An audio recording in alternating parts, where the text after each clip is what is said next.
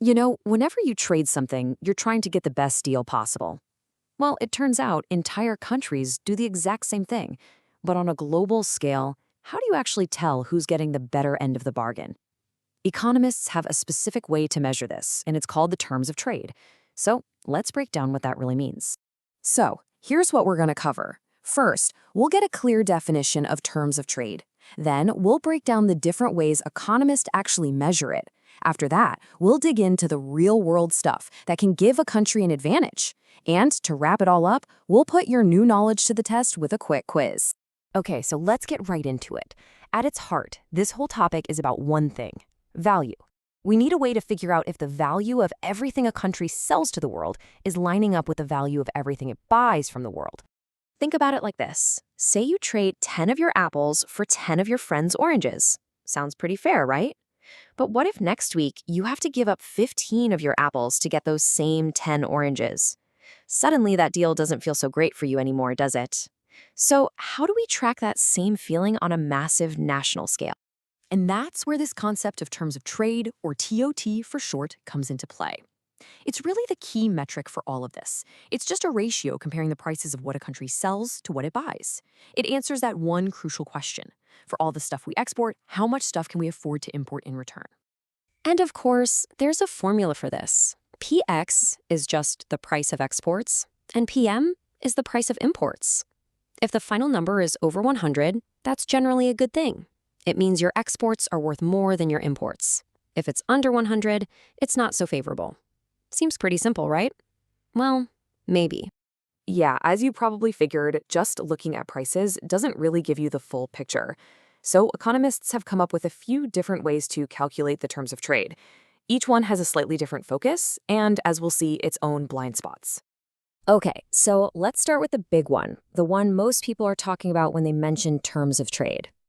The net barter terms of trade uses that classic formula we just looked at. It's a pure price-for-price comparison, nothing more, nothing less. You just divide the export price index by the import price index. But relying only on price, well, that has its limits. But, and this is a big but, what happens if the price of imported phones goes down, but it's only because they're now a much lower quality model? This simple formula, it has no idea. It's completely blind to changes in quality or even the types of goods being traded. That's why it's really best for just a quick, short-term snapshot.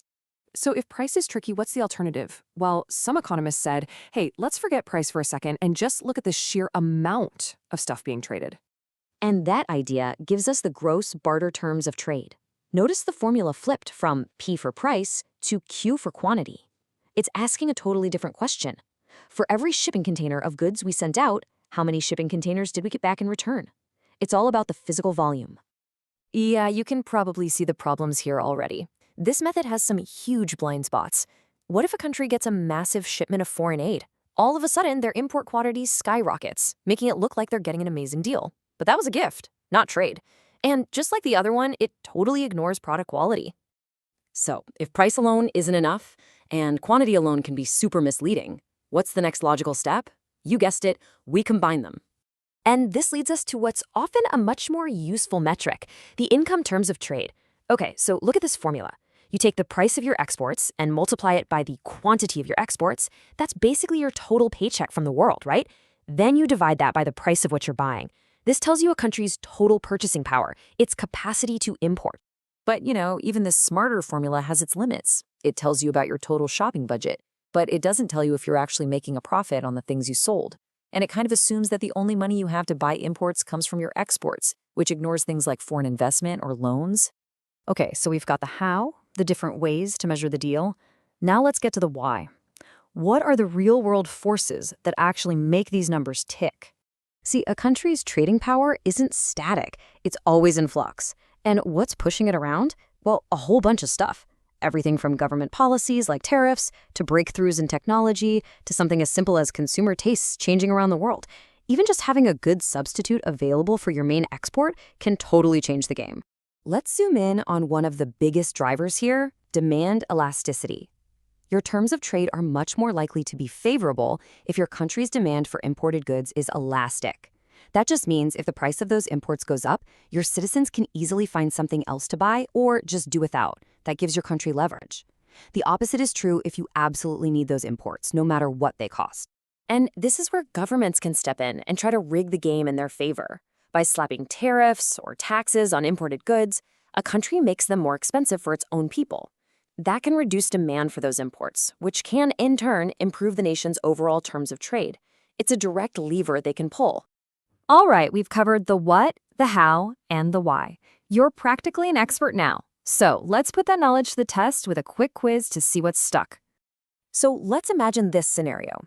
The whole world suddenly has to have your country's main export. They'll pay anything for it. But you're pretty flexible about the stuff you import. What happens to your net barter terms of trade? Think about it for a sec. If you said B, improve, you are absolutely right. Here's the simple reason why. That intense global demand is going to drive the price of your exports, the PX, way up. Meanwhile, since your own country is flexible, the price of your imports, the PM, will likely stay stable. So the top number in that PX over PM formula gets bigger, giving you a much more favorable ratio. Okay, so we've dug into the numbers and the formulas, but I want to leave you with a bigger question. If the spreadsheet says a country's terms of trade are getting better and the deal is improving, does that automatically mean that life is getting better for the average person actually living there? That's something to chew on.